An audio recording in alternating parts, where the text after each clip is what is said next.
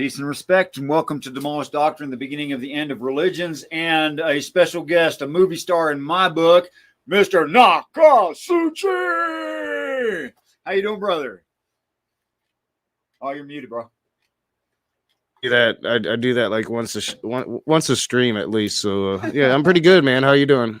I am truly better than deserving. Not expecting that to change, not in the least. Peace and respect to Tobin and Mac and Zebra and Marty. Absolutely.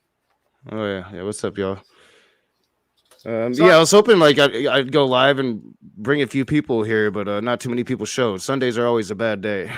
Sunday's a bad day. I don't care. I mean, I'm here to talk to you. If somebody listens, that's great. Yeah. If nobody hears it, I'll still enjoy it. You know what I'm saying? Yeah.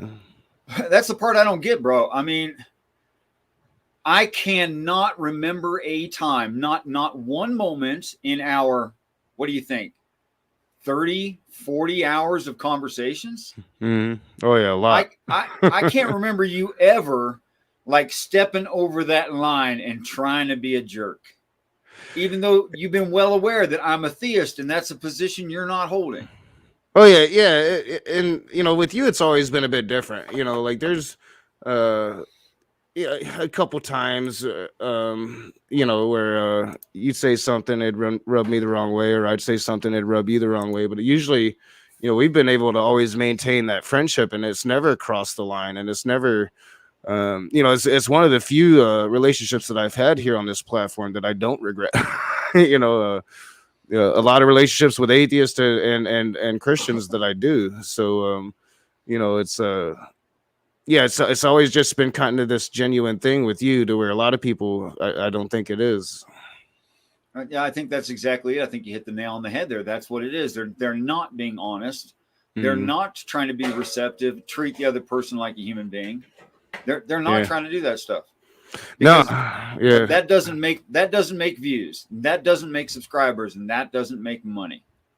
Well, yeah, and at this point, I've been doing this for so long. People know what my buttons are. They know what buttons to push if they want to get a certain reaction from me, and more times than not, I'm willing to give them that reaction.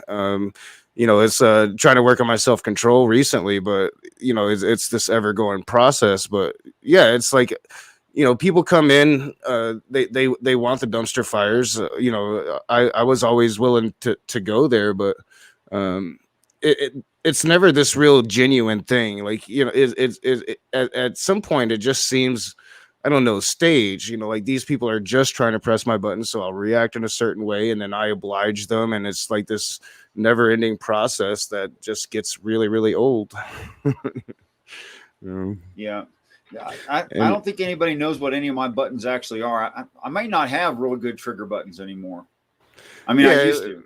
For me, it's bigotry. So, like, that's usually what it is for me. If you come and you're dehumanizing people, then I react a certain way, and then they'll play it off like it's humor or it's just a troll, and it's like, no, dude, it's very deliberate what you're doing. I can see it from a million miles away.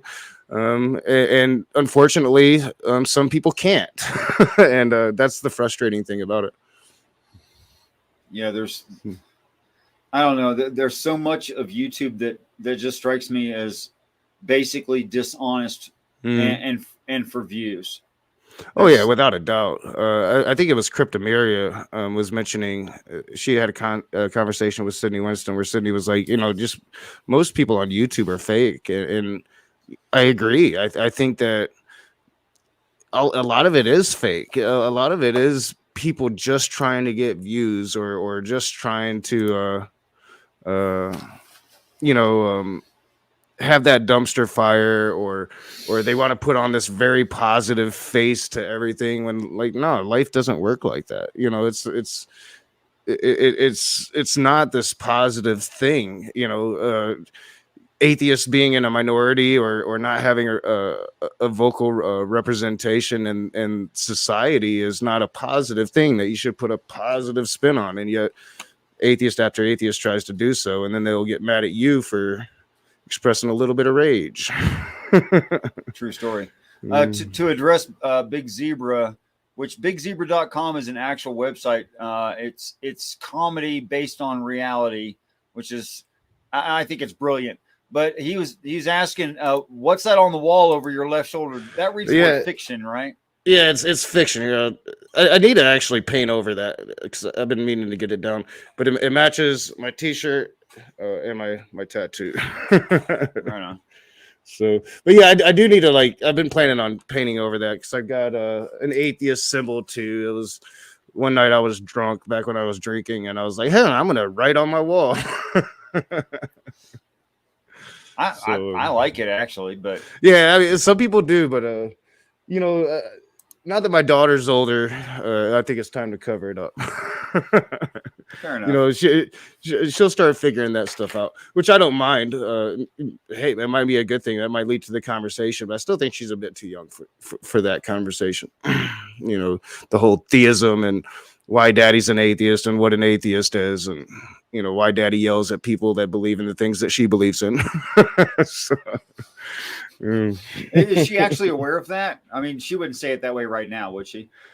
Well, she probably does. I mean, yeah. I mean, she knows. There's been a couple really loud conversations, mainly with Smokey in the middle of the night, where I've woken her up a couple times because I'm just screaming at the top of my lungs, and I don't even realize I'm doing it as I do it. So yeah, I'm sure she's heard it. I try to keep her as separated as I can, but she definitely knows that I'm the raging atheist, and got me in a couple troubling situations where she'll just blurt that out, and I'm like, no, daddy don't want people to know that in real life. No, we don't say that in the neighborhood, sweetheart. Yeah, that's not the way this is done. Our Christian neighbors don't need to know I'm the raging atheist, sweetie. It's all over town now. Too late. Yeah. Yeah. But she's proud of my YouTube channel, so she thinks it's super cool. But yeah, I don't think she quite grasped it, but she's definitely starting to get it now. Yeah. Well, she's like early teenage years, right? Like something Yeah, like 11 or 12. She'll be 12 in December, yeah. Hey, thanks for all your dad work. I just want to say that I know that being a dad is a hell of a lot of work. And I also know it's very, very challenging work. And I also know that sometimes you got to go, I need to be a mom right now instead of a dad. And you got to try to put your mind into woman so that you can adjust fire for that girl. And I know and I know that's hard. That's something like you're at this age that she's at now it's the really hard thing, because I was raised up really traditional. I was raised up in a Southern Baptist home. Men talk to the men about the men things, women talk to the women about the women things. Well, the doctor immediately, because I'd said something along, her mom will talk to her about puberty and her menstrual cycle, and the doctor's like, no, you need to talk to her about that stuff too. She needs to understand that she can come to you about those things. And I'm like, it was just one of those indicators, like, man, this latent upbringing that I had, this very traditional upbringing that I had down south, it's still there with me, even if, as liberal as I want to think that I am, or as progressive as I want to think that I am, it's still there with me. Indoctrination is strong in people. It works. There's no two ways about it.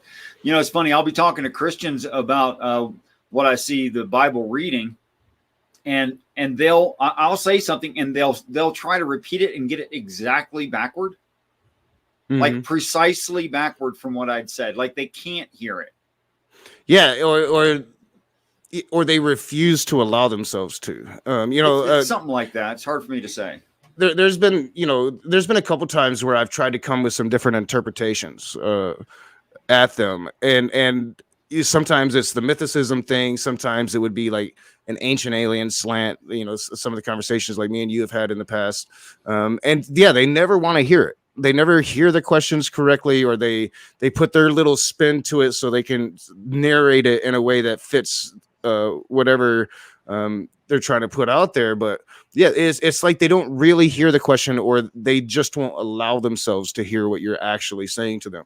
When we talk about mythicism and we talk about I don't think that Jesus exists, they don't want to hear any of our reasonings for that. They just automatically go to, well, I mean, all the Christian scholar I ever talked, let's have a conversation. Let's talk about it.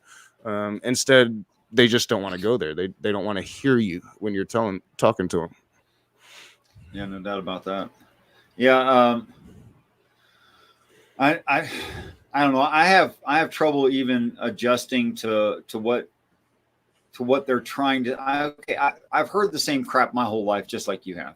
You know, I know their position, but somehow they seem to think it's important to defend their position when I'm not even really attacking their position. I'm just saying something that I see written in the text. You know, Yeah. like I never asked you to defend your position. I never asked you to show you that's true. Why are you so delicate about this? Why are you so sensitive? And I think a lot of times it's because you kind of hit you hit the hammer a bit close to the base, right? Like, so you're hitting areas that their minds might have like kind of delved in and speculated upon, and then here this guy comes in and he's not only speculated upon it, but like he's giving biblical reasoning, he's giving historical reasoning. He knows what he's talking about, and that makes him uncomfortable.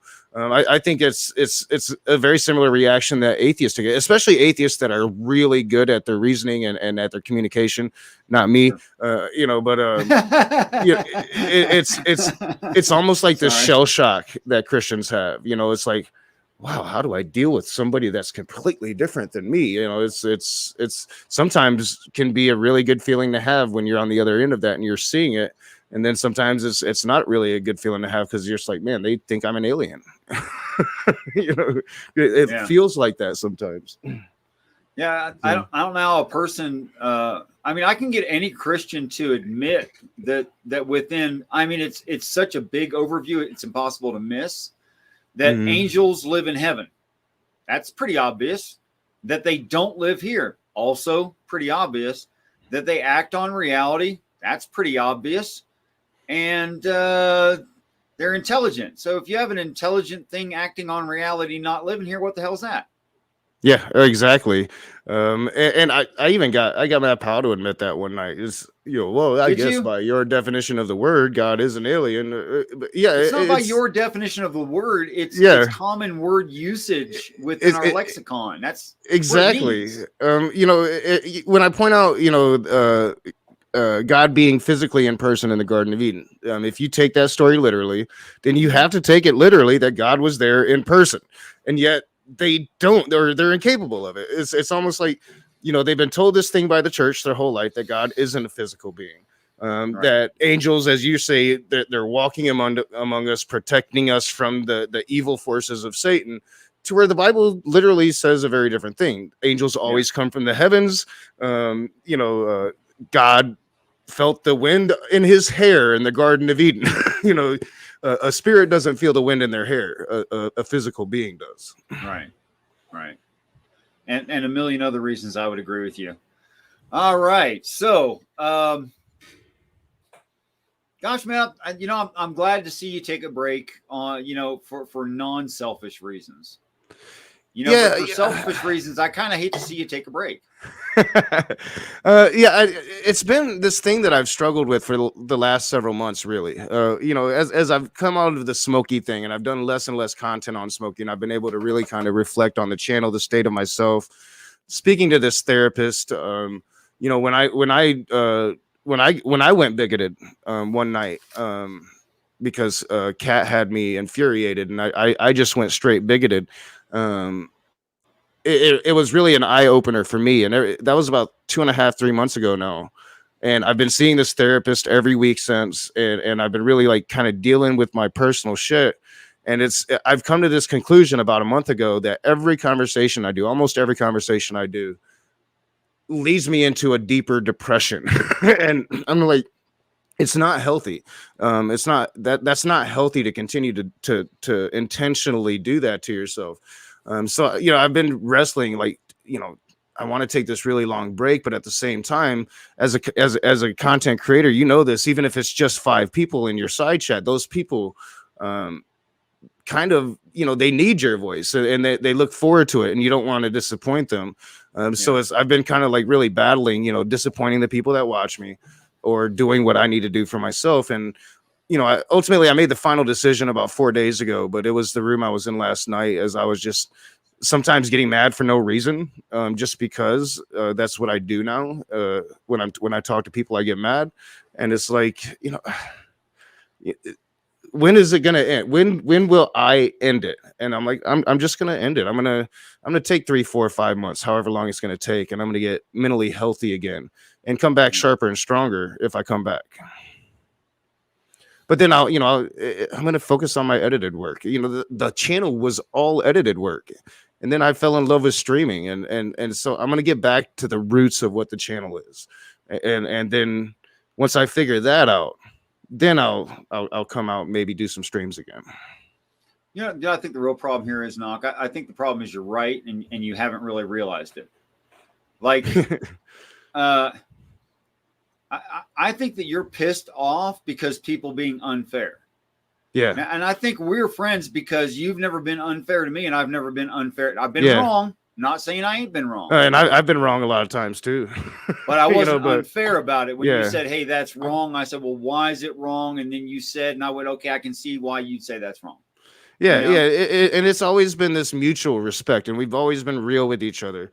I've never had to worry about Richard, telling lies about me, so people think that they got one up, on the Raging Atheist. That happens all the time. Right. It's like it's to this point that these genuine interactions become so rare that you start thinking they're it's almost like the ones that actually do happen never happened, because you're just inundated with all of these bad encounters, just repeat. And I don't want bad encounters. I want good encounters. I want to be able to talk to Christians, yeah, we do. You get swamped and it's overpowering. It's relentless.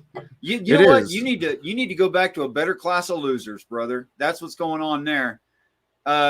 You're actually, I think, a relatively serious and relatively honest guy. You just need more interlocutors, more conversations with people more like yourself, who aren't doing it just for the views and just for the dumpster fire.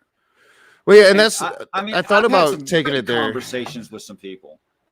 Yeah, I thought about taking it there, and I think once I do come back to streaming, that's probably how it's going to start. I'm not going to be looking to get into these combative conversations all the time, just combat. Like it almost feels, especially if it's a new Christian, somebody I've never talked to, Christian, Muslim, whatever they may be. My guard is automatically up, because it's like, what have they heard about me? What did they presume about me? Because they all presume things about me. Wow. What are their biases against me? It's waiting for that first little dig, because that first little dig is going to show me the nature of our conversation. And more times than not, it's a very personal, low blow dig. And it's like, there is no real chance to have an honest conversation unless it's with somebody like you, because you're not confined to this box. You don't have to act this certain way. I think a lot of times these Christians act a certain way to me because they're afraid of what their peers are going to tell them if they show me any kind of respect. And it's probably. There can never be a good, solid conversation if you're even afraid to give me the least amount of respect. Right. It's an impossible thing at that point.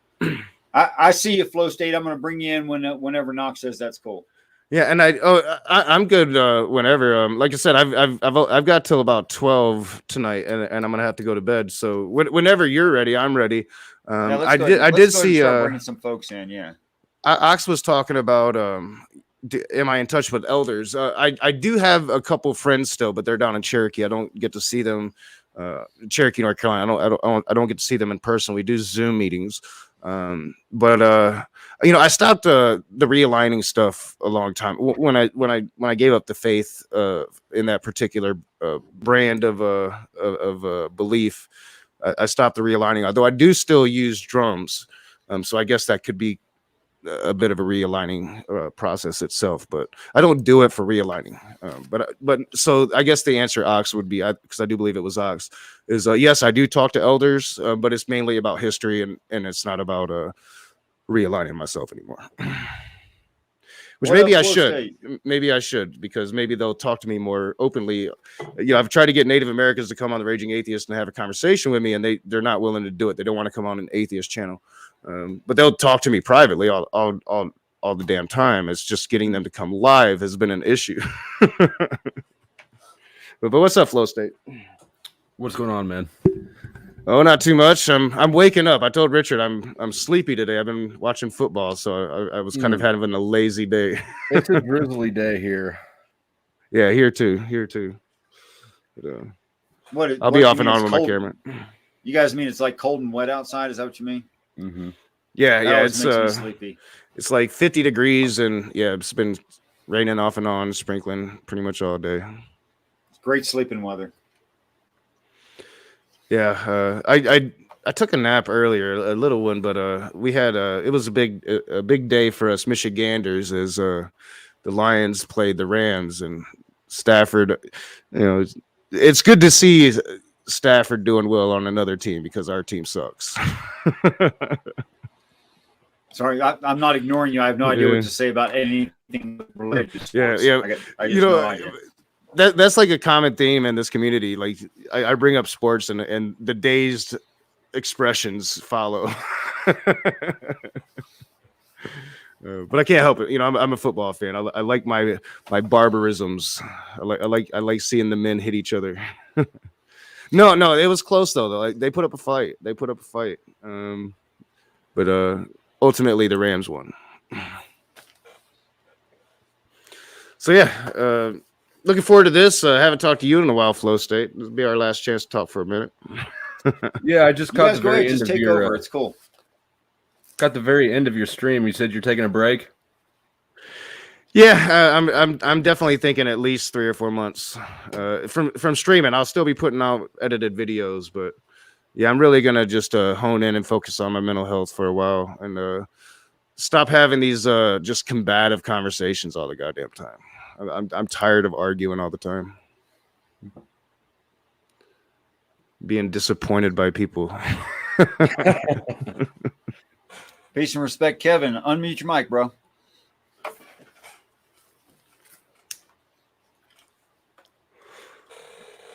Oh, he didn't plan on really coming in, but anyway.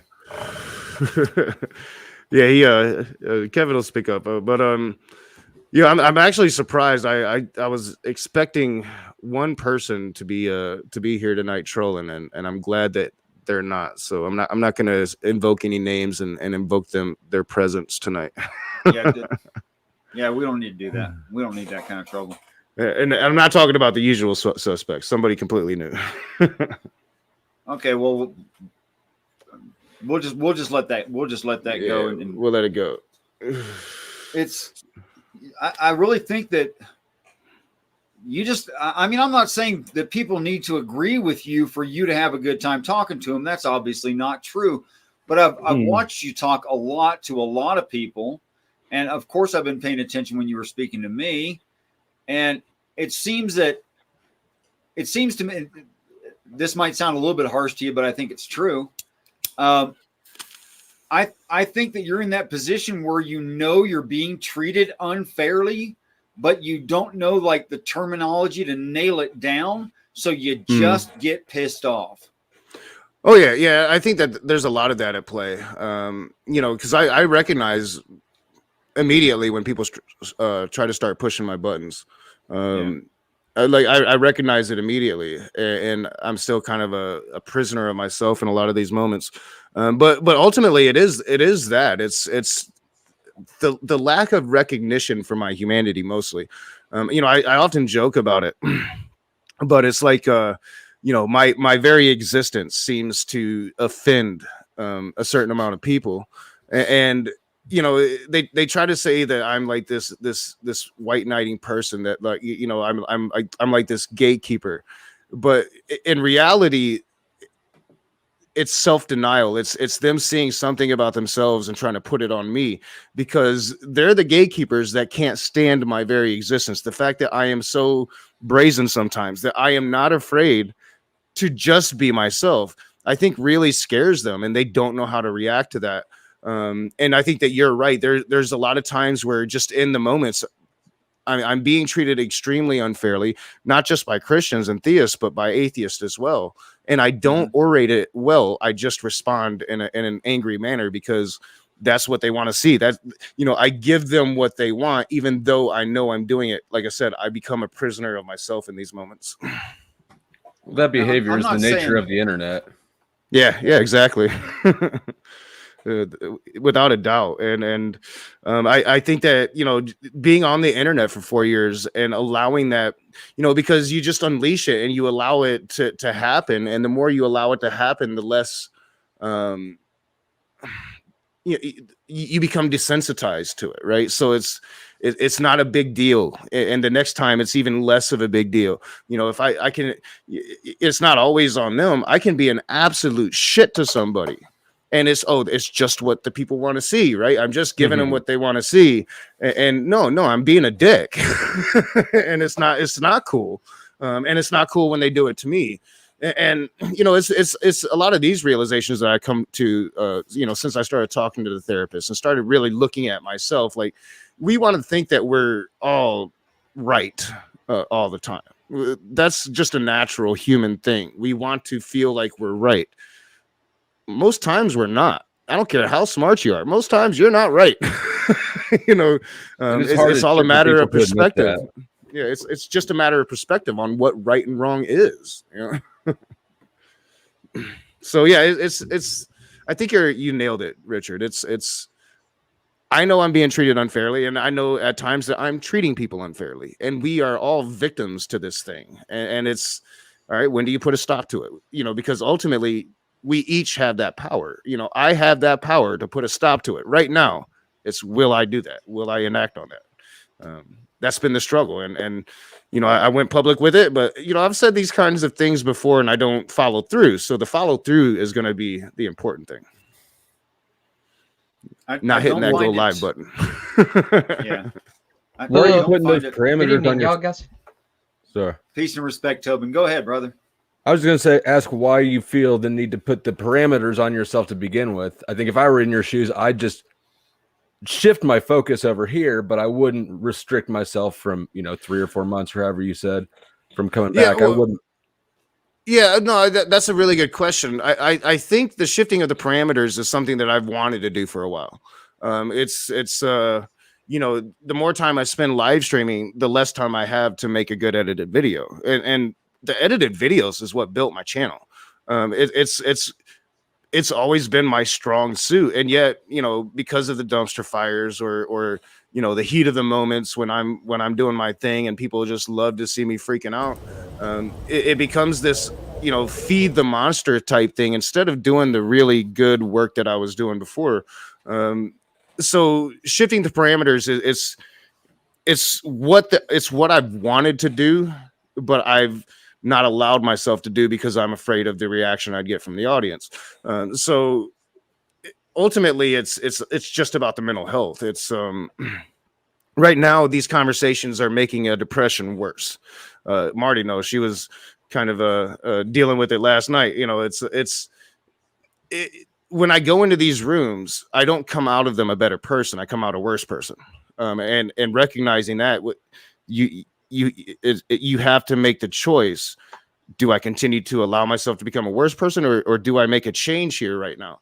And I think ultimately making the change is good, but it is just a temporary change because I love having the conversations. I just got to figure out how to do them more positively, and a lot of that's on me. If I can change up my approach and not allow them to get through my skin so easily, then that changes the dynamic of the thing, and maybe I can actually do what I want to do in these conversations. Maybe not. Maybe I come back and I'm just a dick again. What do you want to do in the I've kind of conversation? recently Well, mainly I want to advocate for a lack of belief in a God, because quite frankly, people think that we're crazy for it. And I'm tired of that. I'm tired of us being the crazy ones. We don't talk to people that ain't there. And I want to be able to articulate it without being offensive overtly, just to be offensive, and that's always kind of been where I fail at is I try to be offensive. Well, I'm tired of trying to be offensive. A lot of the reactions I get, Richard, you brought it up earlier, that while they are unfair, at the same time they're not, because they're duly warranted. I did do for 2 years video after video where I was trying to offend them. So it's kind of like, crocodile tears now for me to kind of say the things that I do, because I initiated it. But no, it's not, because you also at the same time it wore on me. Change this. Yeah, you also came out at one point and said, I want to change this. I want better conversations. You said those things. Yeah. And it's just, and I'm a different person too. I've mentioned it several times. I've been the raging atheist for 4 years, but I lost the rage probably 2 years ago. Like, I got all that shit out of me. And so now it's like, what am I really? And that's what I really want to try to find. The weed is hitting me. Tobin, you've been dying to say something. You've tried a couple times. You've been patient. Thank you. I'm muted. I didn't realize I was muted. Sorry. Go ahead, Tobin. Sorry. Hello, Marty. Hey.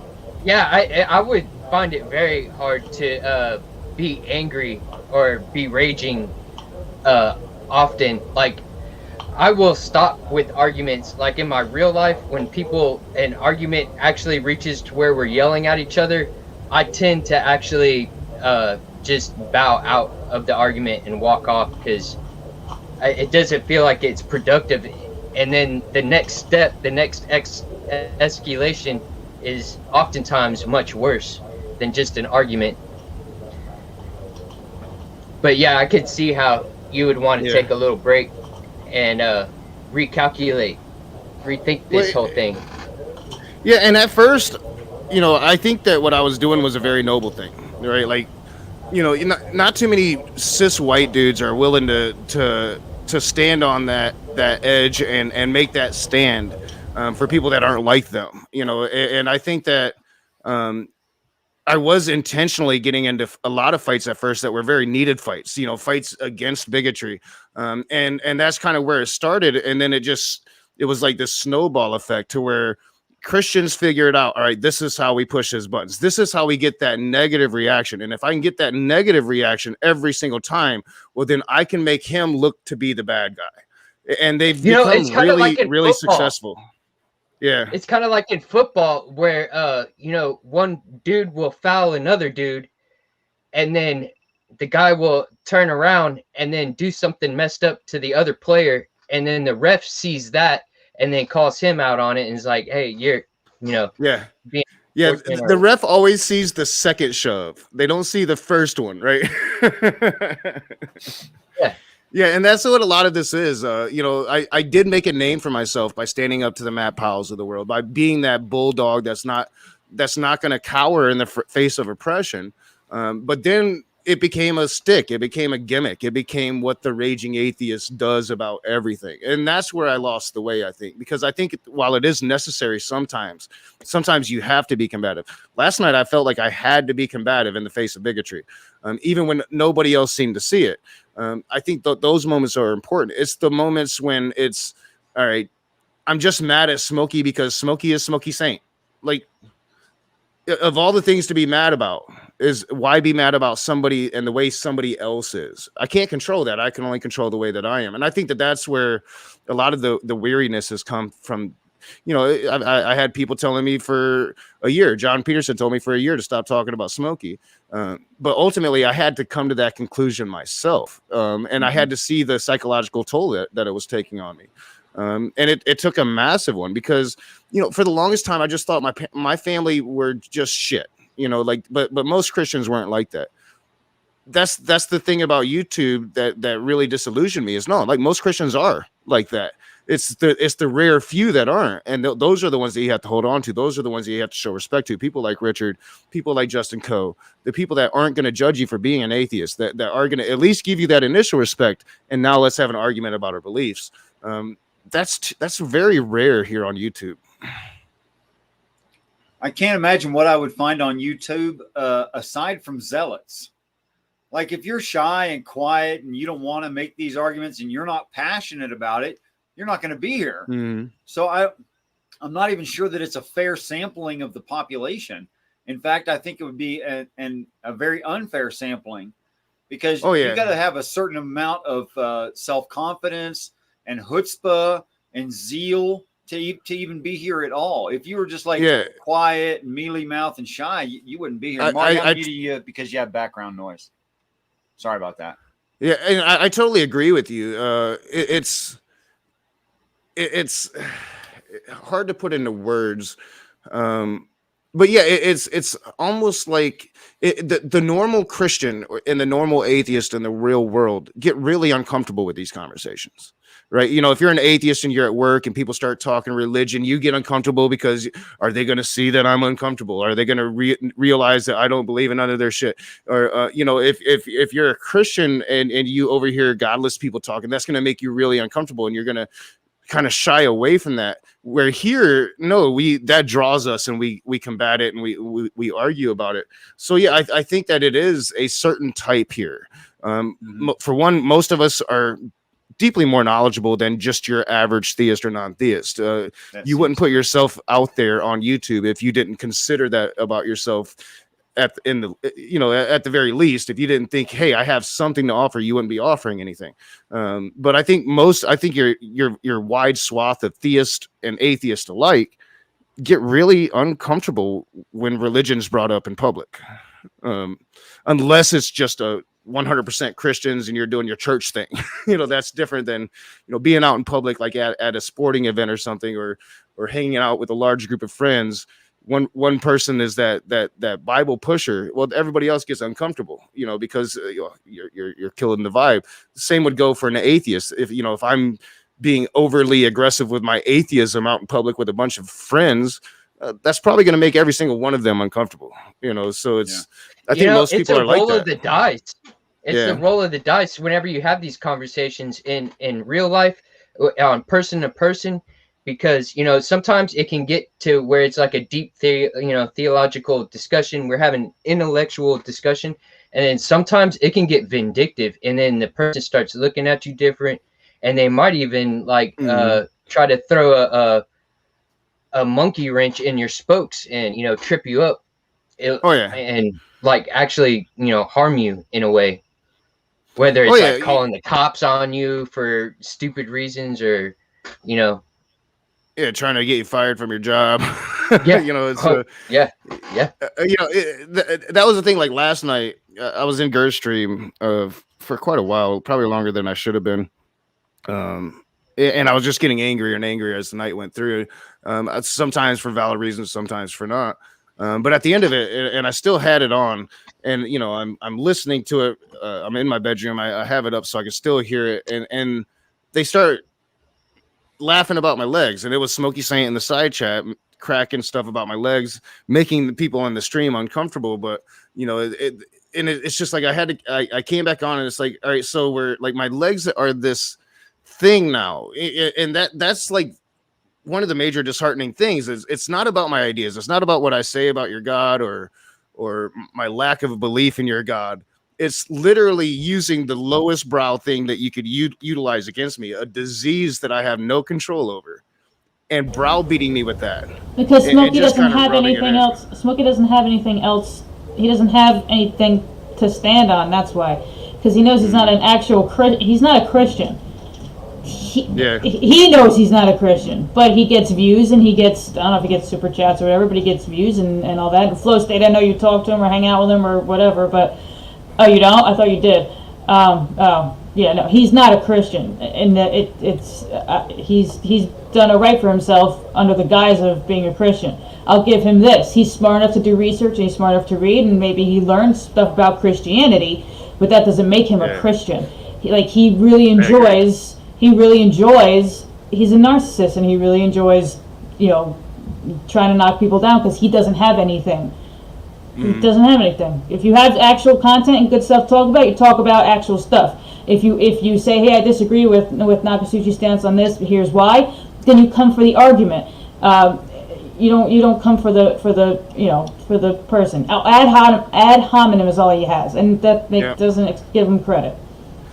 Yeah, exactly. And Smokey will make his comment, but then that leads to the other people making comments, right? And having a laugh at my expense. And it's just like, it becomes this disgusting thing, like, yeah, I'm going to lose my right leg at some point. I have nightmares about it. I made the mistake of being honest on a stream and talking about it. And this quote unquote Christian picks that up. This quote unquote Jew picks that up, and they run with it for a year and a half and make it this huge meme, which is fine. It says more about you than it would ever say about me. But I am still the recipient of that. I still deal with that, and I still deal with it mentally. And it's bad enough that I deal with what I'm dealing with mentally in regards to having to lose this leg eventually. But now I have this like whole community that instead of tearing apart my words, they tear apart my medical diagnosis. And it's just like, man, it makes it hard to be a humanist. It makes it hard to see the good in people. Like I've always been the type of person I want to see the good in Smokey. It's impossible. It's impossible, because there is none.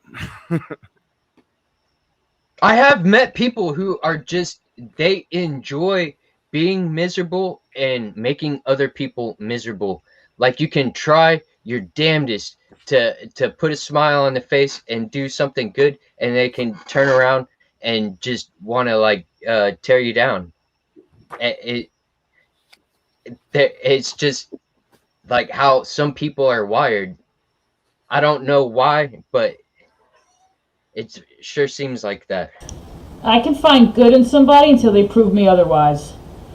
I can find you a good person, and then you start acting like that. Now you're not good people. Now you're done. I don't need to try and talk to you, to try and redeem you. Forget about it, because you're not going to. And if you're going to come to any other conclusions to redeem your crappy behavior, you're going to do it on your own. I'm not going to waste my time and energy, or you don't. Either way, I don't waste my time and energy. But I'll think good of you until you prove me wrong. And then when you prove me wrong, then you're a dick. Pardon my French, Richard. Well, and that's how I always was too, Marty. I always thought I could find the good in people, or you had to give me a reason. But like here recently, I've even found, like in my real life interactions, the one thing that's never happened before is I never became the raging atheist in real life. I never went to my job and I was the raging atheist. But here recently, I have been. I've been a complete ass, and it's just that's not a good sign. Yeah, I don't go to my job talking atheism, but just having that general fuck you, attitude. Oh yeah. So that's been like the main contributor to making the conclusion. Like I got to do something. I got to take a long break and look at myself, because, like I said, my disdain for humanity has just become so apathetic that I go to work now and I don't even want to talk to people that I like. Like I don't, just normal everyday people that I know in real life that I like, that I work with them, I deal with them every day. Now it's like, fuck, sorry, I don't mean to be cursing so much, but it's like literally like I don't want to talk to you. I don't see the good in you anymore. And these people have done nothing to me. It's just this I don't know, repercussion of the psychological damage that I've done to myself. I put myself out there. I don't blame anybody but myself. I put myself out there. I went about it the way that I went about it. And I allowed myself to get scarred. Now I got to deal with those scars and hopefully come back stronger. But I can't keep denying it. Like I said, when it becomes a chore to hit that go live button, and then you're wondering why you're only down to 20 subscribers or 20 viewers when I used to do 75 to 100, it's because people pick up on that. They realize I'm not into it like I was. They can feel it. And it's because I can feel it as I'm doing it, because it's a chore now. I don't want to do it anymore. I just keep doing it to feed the cycle, and you got to stop the cycle and start fresh, start over, and go back to the roots. That's it's either give up on the raging atheist completely or go back to the roots. It was one of the two, because continuing the same insanity is just pure insanity. Or let it evolve. Yeah, but I mean, it's evolving into such a toxic thing at this point. Like it's not good for atheism, and it's not good for theism. It's not good for the conversation. You can change the direction though. You're the raging atheist. Yeah. You decide where it goes. Well, and that's what I'm doing. Yeah, I mean, that's ultimately is I decided no, I'm not going to end it. I'm just going to change the direction. I'm still going to be the raging atheist, but it's going to be it's going to be more focused, and it's going to be a lot harder for you to attack me personally because it's going to be a lot harder for you to talk to me personally. It's I'm going to make it to where you have to attack my ideas because you're going to have to attack the videos I'm putting out. You're not going to be able to attack, my off the cuff statements anymore, because I make a lot of them and a lot of them are stupid, because that's the bad thing about being live is when you're live and you're live for 5-6 hours, you can't be perfect, but everybody wants you to be, but you can't be perfect and you're going to mess up. And the moment I mess up, I got 40 people out there waiting just to broadcast it everywhere. That's kind of where I'm at in my YouTube journey right now. It's because I've been this loud raging atheist. They're more than willing to do that, even though it's disingenuous.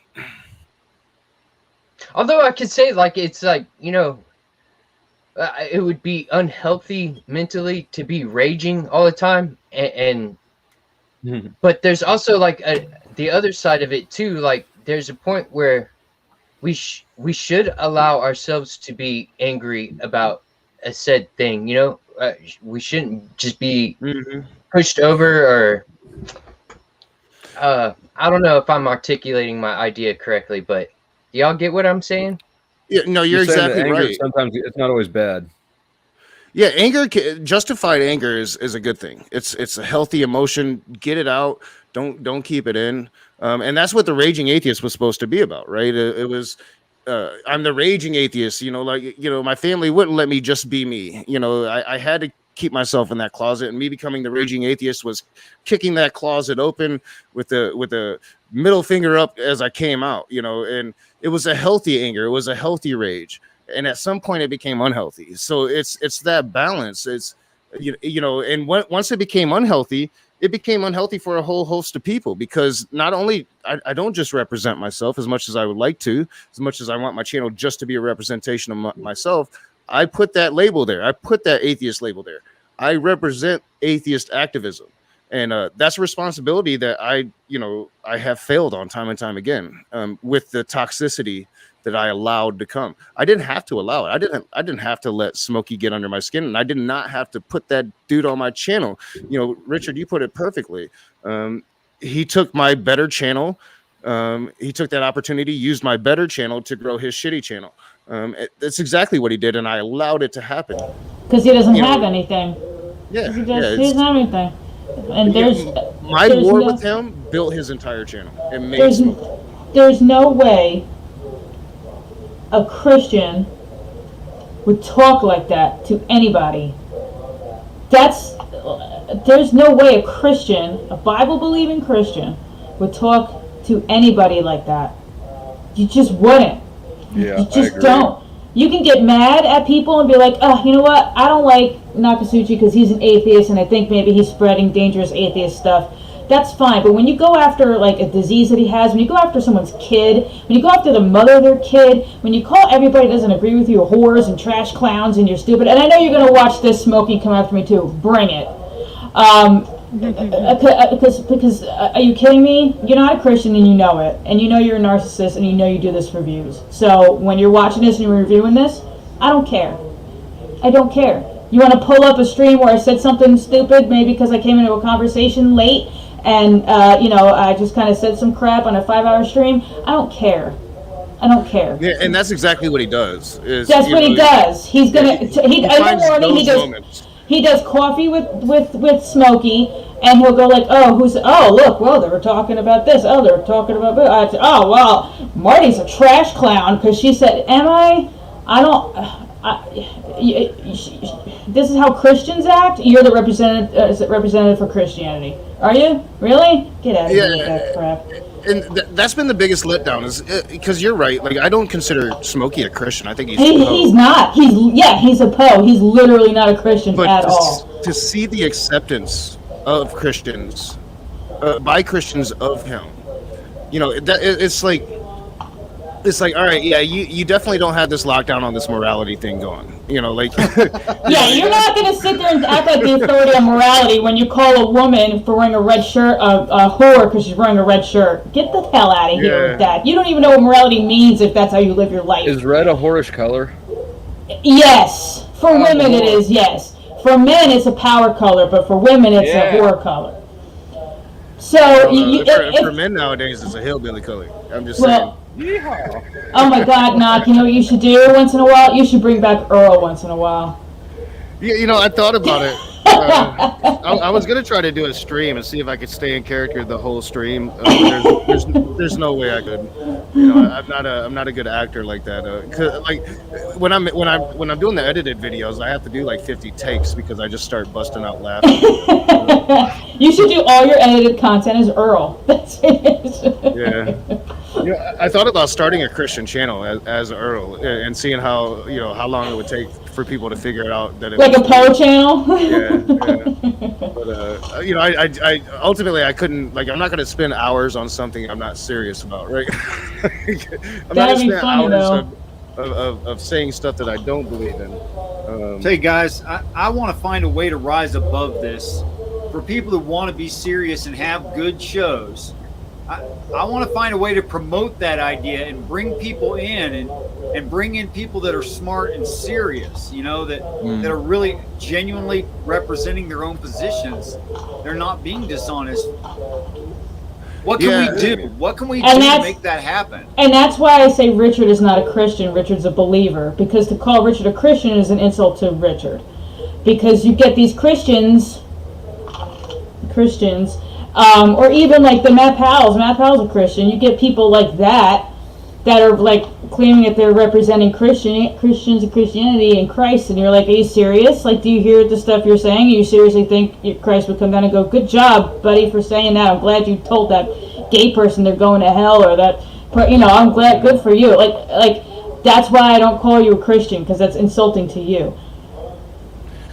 Yeah, it's been like this fine line that I've walked, because, you know, I was thinking about it today, and Richard, I'm not sure how we make a, you know, because when I was thinking, like, you know, I want to take a break, I'm tired of like the combative conversations. How do I have conversations with theists? Because ultimately, you know, I shy away from, you know, general conversations with just a bunch of atheists, because I want to talk to theists. I want to understand the other side. That's why I do this.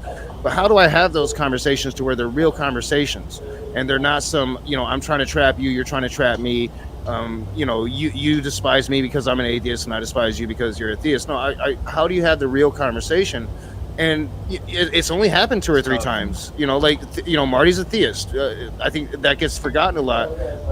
You're a theist, Demolish, or Richard. Justin Coe's a theist. I can maybe, you know, think of 1 or 2 others, but outside of that, it's really hard to have those genuine conversations, because I have my biases and they have theirs. And especially like if you're doing the YouTube thing, I think that those biases only get reinforced by the echo chamber that you inevitably have in your side chats and the people that support you. I know one name for sure who's super serious, is getting very, very popular, is, I think, considerate of other people's positions. That's Justin Downing. Khalil, yeah. He's a genuine dude, but at the same time, I also think he's trying to trap. You know, he's definitely trying to, especially with atheists now. You know, he definitely is trap us in a thought experiment, try to catch us philosophically. You know, but I think I think he does it unintentionally. You know, he's just such a philosopher that he kind of, it's almost like this natural instinct for him. But I think he is a genuine dude, and I think that he's, you know, I enjoy talking to him. But yeah, I definitely think that, you know, a lot of these theists, especially the philosophical ones, they tend to think they're a bit better than somebody such as myself who's not philosophical. You know, I'm trying to get better about it, but my thing is, you know, theism shouldn't even really be in the realm of philosophy. I mean, you guys, you know, the theist makes a claim, the atheist says no. You know, that's pretty much it. Not much philosophy there, but But a lot of times we have to use philosophy as our justification. Well, philosophy really is just getting an understanding of how you come to know things. Did I say that right? Yeah. I mean, that's a good chunk of it. But I think a lot of times what we call armchair philosophers utilize it as a justification technique. So, I can be a racist because philosophically speaking, I'm not I'm not bigoted, or this is justifiably right to say this statement, so I'm not being. No, you're intentionally being racist because you want to be inflammatory and you want to be racist. You're just using the philosophy as a justification for it. Yeah, You want to use like you're philosophy as a educated. justification for atheists can't have a morality. That seems to be the common one when theists are approaching atheists with philosophy is, well, what is the basis for your moral foundations? And it's like, it's the same as yours. It's just I don't talk to somebody that's not there for it. It's like we get it from the society around us and how we're raised. Hashtag same as yours. Yeah, exactly. I use that word awful. intentionally. But speaking of the same as yours, those are the conversations I miss, because while it was combative, it wasn't personal. I mean, it was personal on a level, but it wasn't personal the way it's gotten. A lot of that's my fault because I'm such this open person, and I want to be honest about being a single dad. I want to be honest about my kids' diabetes and the struggles that I face, and the fact that no, I don't have a God, and yet I still did the moral thing. I'm still one of those rare dads that wanted to be a part of her every moment, because a lot of dudes aren't there yet, but doing so was a mistake. And it's a mistake that I learned the hard way, because unfortunately your enemies, whether they're theists, right wingers, left wingers, whatever your enemies are, they're going to try to use whatever they can against you. It's the nature of humanity. I just had this better impression of humanity when I started. That's been seriously damaged in the last 4 years. Oh, by the way, I can definitely see that. About being a dad or a mom. If you ever had the thought, I wonder if I'm a good dad or mom, then you are, because you're self-critical. And if you never had that thought, you should be wondering why.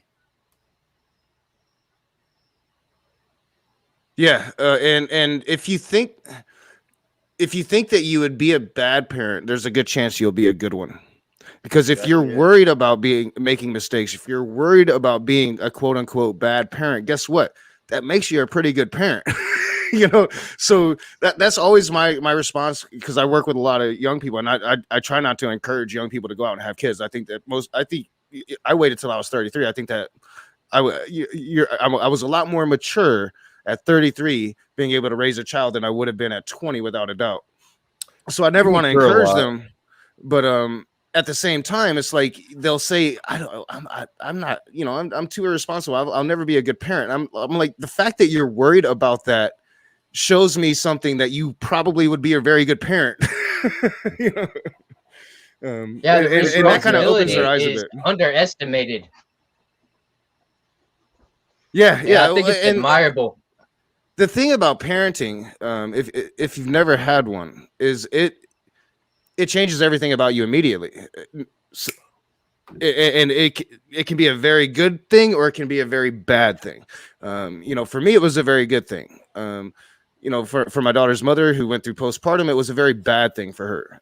She's come a long way. She's got the help she needed, but so it can make you a very bad person. But I think it tends to really force you to grow up and to look at the world through a different set of eyes, because you're not just responsible for yourself anymore. You're responsible for this whole other human being. That's why Rage has his camera off, because he's the only man without a beard here. Some people are still in denial of their own puberty. That's all. I don't have a beard. Yeah, I always have myself muted. You're not supposed to, Marty. I hate smoking on camera, and I tend to chain smoke when I'm in these streams, so I tend to have my camera off more. I'm just having that issue because I don't smoke in the house normally, but fucking about to. Yeah, well, I only smoke at my desk here because I can blow it right out that window. or right out my sliding glass door. But even then, I know like some of the secondhand smoke is getting in here, and that affects my kids. So I need to be a lot better about only smoking outside. But when you're doing 6-hour streams, man, that's I don't want to be Will Kincaid or Brett Keane and leave every 30 minutes for 10 minutes. Well, we're not doing 6 hours tonight because I am like mentally and physically exhausted. But Nock, you were on your way to take a break, and I wasn't about to say no. In fact, I love you. I consider you my brother, not in religion, but my brother in manhood and in mankind. I appreciate you. Everybody promoting. I got a lot of really decent, honest people on this show right now. Promote each other. Well, yeah, I think that I consider you a real life friend, Richard. You're one of the few people that you and Marty, John Peterson, Tobin, the interactions that I've had with Tobin, y'all are real people. It's unfortunately a lot of my interactions are with people that aren't real. It's like they're characters of a character, and I want real people. I don't care if you're a theist or not. I really don't. Like, I'm not biased against you automatically if you're a theist. I am a bit if you're a right winger. Sorry, Flow State, but I'm trying to get over that. But really, if you're just a real person, if you're a real person, I'm gonna tend to appreciate that. But if you're some fake dude that's, like last night, one particular person just waited for like maybe an hour and a half just to say one statement, because he knew that one statement was going to piss me off, and he waited that hour and a half very patiently to make it. And that's what I hate. I hate that. It's How could so that even fake. piss It's you so off? fake. That's pitiful. That's fucking pitiful. How could it piss you off that somebody's going to wait an hour and a half to say a thing to you? Well, it's the thing that he said, and he just waited, and he waited for the perfect time, and he said it at the perfect time, and it was the perfect thing to say to piss me off, and he just sat on it quietly for an hour and a half. You have to send me that link now. Yeah, it was a Ger's stream last night. Because it's not on his channel. Because I went to try and find it last night or sometime today, and I didn't see it. He takes them down. I forgot about that. But it's like it's this classic thing. For one, when I get out of work, I'm always in pain, so I pop my pills. I'm smoking my weed. Yeah. So as the night progresses, I'm becoming less and less cordial. I'll just put it that, and it happens every Saturday. And I think that's why Gerd loves having me on his streams, because he understands at some point I'm just going to become a dick to everybody. I mean, dumpster fires are fun to watch once in a while, but you don't need a constant dumpster fire. You know what I mean? Like, they're entertaining. They keep, but okay, enough of that already. Yeah, it wears on your soul, man. Like, having an argument. Having a good, healthy argument about religion or politics, it's good every once in a while. It can be fun every once in a while. But when it becomes the stick, when it becomes what everybody expects every single night, and you're hunting, like how many times did me and John Peterson hunt a dumpster fire just to have one, because it's what we thought people wanted to watch. I couldn't tell you that number. It's a high number, and it's like that's what becomes. That's like I lost myself. It's not all on the theists. It's not all on the Smoky Saints and the Will Kincaids and the Matt Powells. A lot of it's on me. Like learning the hard way. And Flow State's exactly right. Like, I'm not going to give up. I'm just going to take it in a different route and do it a different way. Definition of insanity is to keep doing the same thing, expecting different results. No, you got to do something different. You got to change it up. All right, guys. I'm going to put one more invite in the chat. And if a person comes in the next 2-3 minutes, I'll bring them in. But I am falling asleep sitting here. No matter how much I love you guys, I'm just that tired. Yeah, I've been exhausted myself all day, Richard. We kind of planned this kind of last minute. And I'm glad that my last live stream for a while would be here on your channel, because it's always been respect. I'm thinking only 3 or 4 months, but I definitely think my content is going to be a lot stronger for it. So I'm looking forward to that. We should do some gaming. I've thought about that. Filling that void, getting that itch out. We should do some gaming. Yeah, so I play Warcraft. I might definitely consider that. But I haven't played online games. Like I don't have World of Warcraft anymore in the computer. I don't have much of anything except for The Sims. I play The Sims. I love The sometimes. Sims. Yeah, Oh my sometimes. god, I love The Sims. But yeah, I mean, you know, you can get a hold of me. Call me once in a while. You know, I've been thinking about like maybe Dungeons and Dragons, something along those lines. I've been thinking about running a one shot. If you want to play D&D, I'll let you know and we'll play some D&D. I've been trying to practice working on being a DM because I'm not great at it, but I'm decent. So if you ever want to run some D&D, I have a one shot in mind that a one shot / possible mini campaign. It might be about 3 or 4 sessions depending upon how long it takes to get through the thing that I'm setting up. But yeah, I would definitely need a refresher. It's been since I was a teenager, but yeah, I've been thinking about it. I've had some friends offer, and it's like making the time for that. But you know, that's what I want to start doing. I want to start making more time to be human again. You know, instead of always sitting here at this computer being inhuman. You know, so that's ultimately the goal. But I want to make strong content, and I think live stream really takes that away. It takes away from your time, but also your energy levels. Editing a video, people don't realize, takes some work. There's some work there. It takes a long time. Oh yeah, all the rendering, you know, sometimes can take an hour or more. And you're just waiting on this one process to happen. I'm usually, you know, my process is usually about 5 different edits. So I'll do a major edit, and then I do these little processes. It takes me about 6 hours just to film and edit, and then the rendering and you know, I'll spend 6 hours on a video, but I'm like, I probably should have spent 12. You know, like I could have spent 12 and made it a lot better. You know, so that's kind of where my focus is. And I'm really hoping that, you know, taking some time away from the constant dumpster fires, I can find my humanity again, my humanism, just, you know, that empathy for humanity instead of the disdain. That's my goal. If that can happen, it's a victory. You know, if I take a big loss in my subs, but that happens, it's a victory. You know. Well, I'm curious. You got me curious to see the direction that you're gonna take. You know, I'm gonna be around. I'm gonna be looking for it. I appreciate it. I think it's going to be a good one. You know, I have a lot of atheists that like the work that I do, that appreciate the work that I do, but I want to do work that it's going to do atheism proud, the movement proud, the activism proud. So that's hopefully that's what happens.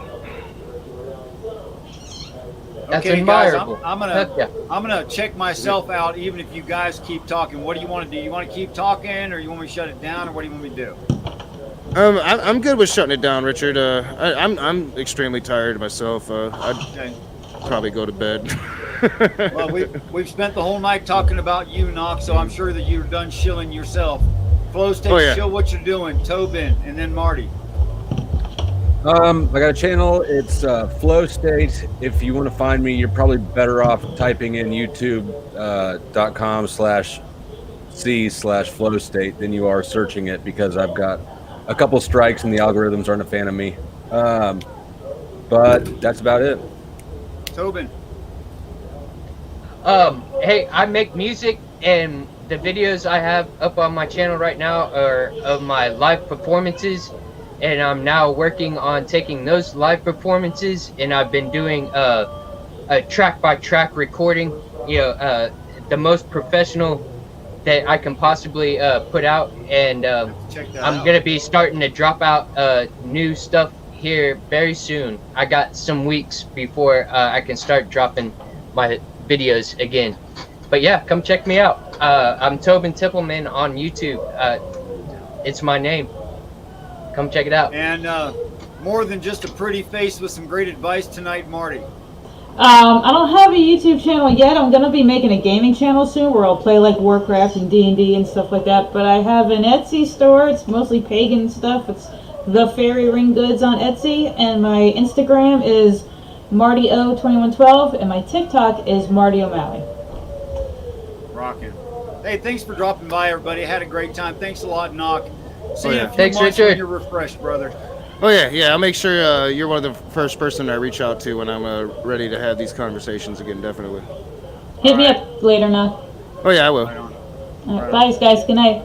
Later. Till next time, guys. I look forward to the day that we're all great friends. You have great ones. See y'all Call later. everybody you love rotten, okay? Good night, y'all.